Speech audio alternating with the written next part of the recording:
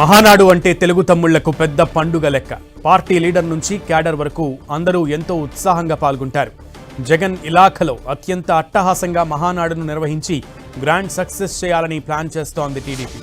ఇప్పటికే మహానాడు ఏర్పాట్లు కొలిక్కి వచ్చాయి. కడప నగరానికి పబ్బపురం గ్రామ సమీపంలో 150 ఎకరాల్లో ఏర్పాట్లు చేస్తున్నారు. ఎల్లుండి నుంచి 3 రోజుల పాటు జరిగే సంబరానికి ఇప్పటికే పలువురు మంత్రులు, పార్టీ కీలక నేతలు తరలివచ్చారు. సీఎం చంద్రబాబు, పార్టీ జాతీయ ప్రధాన కార్యదర్శి మంత్రి నారా లోకేష్ రేపు సాయంత్రం వరకు కడప చేరుకుంటారు. ప్రతినిధుల సభ వేదికపై సీఎం, మంత్రులు, ఎంపీలు, ఎమ్మెల్యేలు, ఎమ్మెల్సీలు, పార్టీ కార్యవర్గ సభ్యులు దాదాపు 450 మంది ఆసీనులయ్యేలా ఏర్పాట్లు చేస్తున్నారు. వేదిక ఎదురుగా 25,000 మందికి సరిపడా ప్రాంగణాన్ని నిర్మించారు. మరోవైపు బహిరంగ సభ ఏర్పాట్లను ముమ్మరం చేశారు.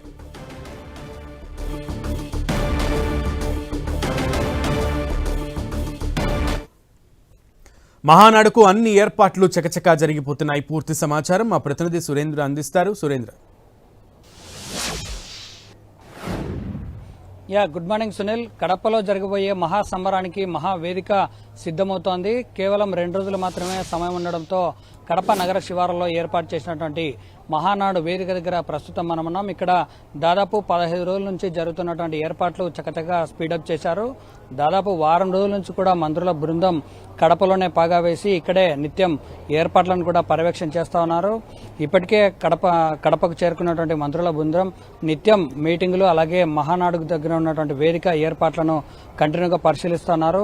వీడియో జర్నలిస్టు వేణుగోపాల్ చూపించబోయే ఈ మహానాడు వేదిక ఏదైతే ఉందో ఇదే ప్రధాన వేదిక. ఇక్కడే 27వ తారీఖు, 28వ తారీఖు 2 రోజుల పాటు ప్రతినిధుల సభ, 29వ తారీఖు భారీ బహిరంగ సభకు ఏర్పాట్లయితే చేస్తున్నటువంటి పరిస్థితి ఉంది. మనం చూపించబోయే ఈ వేదిక మీదనే చంద్రబాబు మంత్రుల బృందంతో పాటు దాదాపు 23,000 మందికి ఆహ్వానాలు పంపారు. మరో 4,000 మంది అదనంగా వచ్చేటువంటి అవకాశం కూడా ఉంది. సాధారణంగా గతంలో జరిగినటువంటి మహానాడు వేదికల మీద 150 మంది ప్రతినిధులు కూర్చునేలాగా ఏర్పాట్లు చేశారు. కానీ ఈసారి మాత్రం దాదాపు 400 నుంచి 450 మంది ఆసనాలు అయ్యే విధంగా అక్కడ ఏర్పాట్లు కూడా చేస్తున్నారు. స్టెప్ బై స్టెప్, అంటే చివరన కూర్చున్నటువంటి ప్రతినిధికి కూడా ముందర కూర్చున్నటువంటి కార్యకర్తలు అలాగే యంత్రాంగం అందరూ కూడా కనిపించే విధంగా స్టెప్ బై స్టెప్ ఈ మహానాడు వేదిక కూడా ఏర్పాటు చేశారు.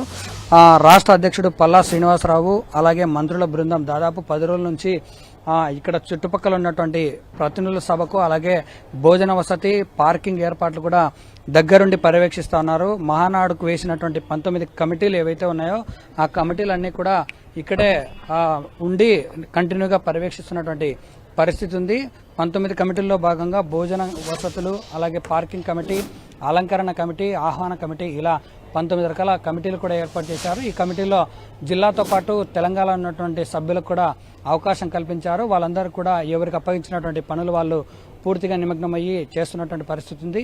మ్యాక్సిమం రేపటిలోపు ఇక్కడ ఉన్నటువంటి ప్రధాన వేదికతో పాటు బహిరంగ సభకు వచ్చేటువంటి కార్యకర్తలకు కూడా అన్ని పూర్తిస్థాయి ఏర్పాట్లు అయితే చేస్తున్నట్లుగా మనం అర్థం చేసుకోవచ్చు. సునీల్.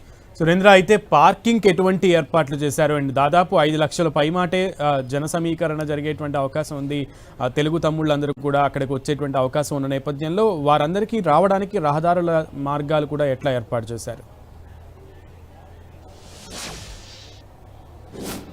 ఇది కడప నగర శివార్లో ఉన్నటువంటి పబ్బాపురం ఏరియాలో ప్రధాన వేదిక ఏర్పాటు చేశారు. ఇది 120 ఎకరాల్లో ఈ వేదిక, అలాగే ప్రధాన ద్వారంతో పాటు భోజన సదుపాయాలు, 5 లక్షల మందికి సరిపడినటువంటి బహిరంగ సభ కూడా ఇక్కడే ఏర్పాటు చేయబోతున్నారు. దీనికి సంబంధించి కడప ఎయిర్పోర్ట్ నుంచి పులివెందుల రింగ్ రోడ్ నుంచి ఒక రహదారి, రాయచోటి నుంచి వచ్చే వాళ్ళకు ఒక రహదారి, అలాగే రాజంపేట, తిరుపతి నుంచి వచ్చే వాళ్ళకు ఒక రహదారి, అంటే 4 రహదారులను ప్రధానంగా కూడలు చేసుకుని అక్కడి నుంచి నెట్వర్క్ సర్కిల్స్ ఏర్పాటు చేసుకుని ఇక్కడ ప్రధాన వేదిక దగ్గరికి ప్రతి వాహనం వచ్చేలా పార్కింగ్ సదుపాయాలు కూడా ఏర్పాటు చేశారు. ఈ ప్రధాన వేదికకు చుట్టుపక్కల దాదాపు 500 మీటర్ల దూరంలో 400 ఎకరాల సేకరించి పార్కింగ్ సదుపాయాన్ని ప్రత్యేకంగా ఏర్పాటు చేశారు. ఎందుకంటే ప్రధానంగా రాయలసీమ వ్యాప్తంగా ఉన్నటువంటి కార్యకర్తలు ఎక్కువగా ఇక్కడికి వచ్చే అవకాశాలు ఉన్నటువంటి పరిస్థితుల్లో ముందు రోజే వాళ్ళందరూ ప్రతినిధుల సభ ఏదైతే జరుగుతుందో ఆ రోజే వస్తారు. కాబట్టి వాళ్ళందరికీ సరిపడినటువంటి పార్కింగ్ ఏర్పాట్లు కూడా పూర్తి స్థాయిలో జరుగుతున్నాయని చెప్పొచ్చు. Sunil. Okay Surendra, thank you.